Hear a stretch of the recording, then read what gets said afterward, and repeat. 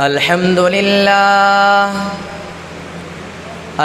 لله وحده والصلاة والسلام على من لا نبي بعده أما بعد فأعوذ بالله من الشيطان الرجيم بسم الله الرحمن الرحيم قل هل يستوي الذين يعلمون والذين لا يعلمون وقال النبي صلى الله عليه وسلم طلب العلم فريضة على كل مسلم ومسلمة أو كما قال عليه الصلاة والسلام. قابل صدر جلسہ حضرات علماء کرام اور مہمانان عظام، آج کی اس مبارک محفل میں میری تقریر کا عنوان ہے علم کی فضیلت اور اس کی اہمیت. یوں تو انسان پر اللہ کی نعمت اس قدر ہیں کہ ان کو شمار بھی نہیں کیا جا سکتا. چنانچہ قرآن پاک کہتا ہے وَإِن تَعُدُّوا نِعْمَةَ اللَّهِ لَا تُحْصُوهَا، اگر تم اللہ کی نعمتوں کو شمار کرنا چاہو تو نہیں کر سکتے. اگر تم اللہ تعالیٰ کی نعمتوں میں سے سب سے بڑی نعمت ایمان ہے، ایمان کے بعد سب سے بڑی نعمت علم ہے. علم وہ دولت ہے جو نبیوں کی میراث ہے. علم وہ دولت ہے جس کو چرایا نہیں جا سکتا. علم وہ دولت ہے جس کو تقسیم نہیں کیا جا سکتا. علم وہ دولت ہے جس کو چھینا نہیں جا سکتا. علم وہ دولت ہے جس کو دریا اور سمندر ڈبو نہیں سکتا.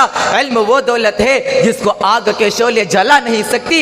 علم وہ دولت ہے جو فنا اور ختم نہیں ہو سکتی. علم وہ دولت ہے جو مالدار کو بھی پیچھے چلنے پر مجبور کر دیتی ہے. علم وہ دولت ہے جو مرنے کے بعد بھی کام آتی ہے.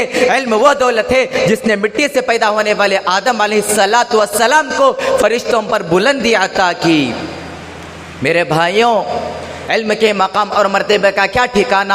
حدیث میں آتا ہے کہ علم سیکھنے اور سکھانے والا سب سے بڑا سقی ہے. حدیث میں آتا ہے کہ علماء کی نیند بھی عبادت ہے. حدیث میں آتا ہے کہ علم کا ایک باب سیکھنا 1000 رکعت نفل نماز پڑھنے سے بہتر ہے. حدیث میں آتا ہے کہ کسی عالم کے مجلس میں بیٹھنا 60 سال کی عبادت سے افضل ہے. حدیث میں آتا ہے کہ جو شخص علم کی تلاش میں رہتا ہے جنت اس کی تلاش میں رہتی ہے. حدیث میں آتا ہے کہ علم دین حاصل کرو ماں کی گود سے لے کر قبر تک.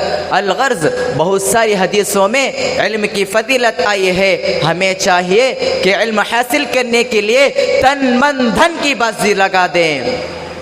دوستوں، حقیقت یہ ہے کہ سچا پکا طالب علم وہ ہے جو مدرسے کو اپنا وطن اور کتاب کے کاغذ کو اپنا کفن سمجھتا ہو. کسی نے کیا ہی خوب کہا ہے، ہمیں دنیا سے کیا مطلب مدرسہ ہے وطن اپنا.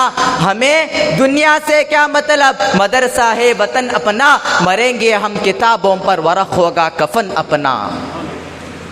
بزرگان محترم، علم بہت بڑی دولت ہے اور خدا تعالیٰ کی نعمت ہے. علم انبیاء کی میراث ہے اور مال فرعون، حامان، شداد، نمرود و قارون کی میراث ہے. علم خرچ کرنے سے بڑھتا ہے اور مال خرچ کرنے سے گھٹتا ہے. علم والے کی حفاظت کرتا ہے اور مال کی حفاظت کرنا پڑتا ہے. علم وفادار ہے، قبر میں بھی آخرت میں بھی ساتھ آتا ہے. اور مال بے وفا جو موت کے بعد رہ جاتا ہے. علم پل صراط گزرتے وقت سہارا دے گا اور مال کمزور پڑ جائے گا. علم کے ذریعے خدا کی پہچان ہوتی ہے، معرفت کا نور ملتا ہے جس کے ذریعے سے انسان حق و باطل، حلال و حرام، جائز ناجائز، ایمان و کفر، سنت اور بدعت، صحیح اور غلط میں تمیز کر سکتا ہے. ورنہ علم کے بغیر ایک اندھی زندگی اور ایک پیاسی زندگی ہے.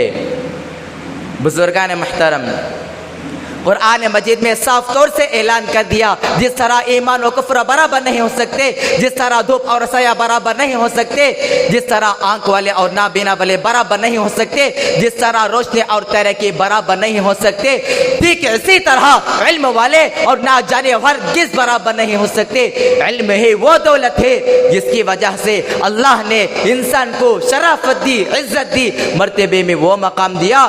حضرت آدم علیہ السلام کا مقام علم کی بنیاد پر بڑا تھا. فرشتوں کو آدم علیہ السلام کے سامنے سجدہ کرنے کے علم کی وجہ سے تھا، جس طرح دوسرے نبیوں کا معجزہ ہے، ان میں سے سب سے بڑے میرے اور آپ کے آقا حضرت عربی صلی اللہ علیہ وسلم کا معجزہ وہ علم ہے۔ لقب تو امی تھا، مگر آپ صلی اللہ علیہ وسلم نے علم کا دریا اور سمندر بہا دیا۔ بزرگان محترم، حضرت حسن بصری رحمۃ اللہ علیہ نے فرمایا، قیامت کے روز اگر علماء کے قلموں کی سیاہی اور شہیدوں کا خون تولا جائے تو علماء کی سیاہی کا وزن زیادہ رہے گا۔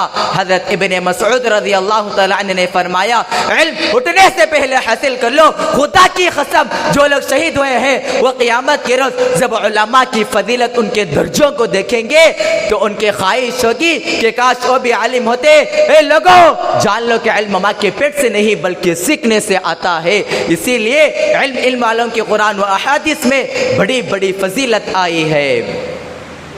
بزرگان محترم، حضرت معاذ بن جبل رضی اللہ تعالی عنہ نے فرمایا، علم اسی لیے حاصل کرو، علم کا حاصل کرنا اللہ کا خوف ہے، اس کی طلب میں جانا عبادت ہے، اس کا درس دینا تسبیح ہے، علمی گفتگو کرنا جہاد ہے، جو شخص نہ جانتا ہو اسے پڑھانا خیرات ہے۔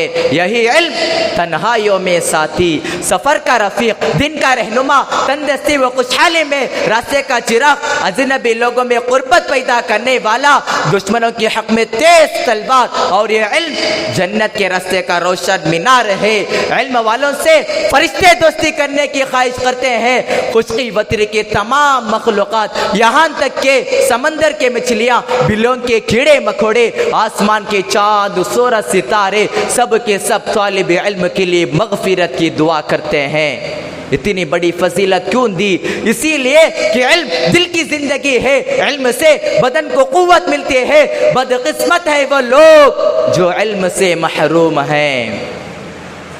بزرگان محترم، علم حاصل کرنے والے سرکار مدینہ تاجدار حرم احمد مجتبی حضرت عربی صلی اللہ علیہ وسلم کے مہمان ہیں کہ ان کے ان کا مقام بہت بڑا ہے، اسی لیے کہ ان کے سینے میں علوم نبوت کا خزانہ جمع ہو رہا ہے۔ اسی لیے کسی نے کہا، کسی کو ناز ہے مال و دولت پر، کسی کو ناز ہے زیورات و حکومت پر، کسی کو ناز ہے عہدہ و کرسی پر، کسی کو ناز ہے وزارت و حکومت پر، کسی کو ناز ہے بنگلوں اور بلڈنگوں پر، تو ہمیں ناز ہے انبیاء علیہ السلام کے وراثت پر، تو ہمیں ناز ہے علوم نبوت کے خزانے پر۔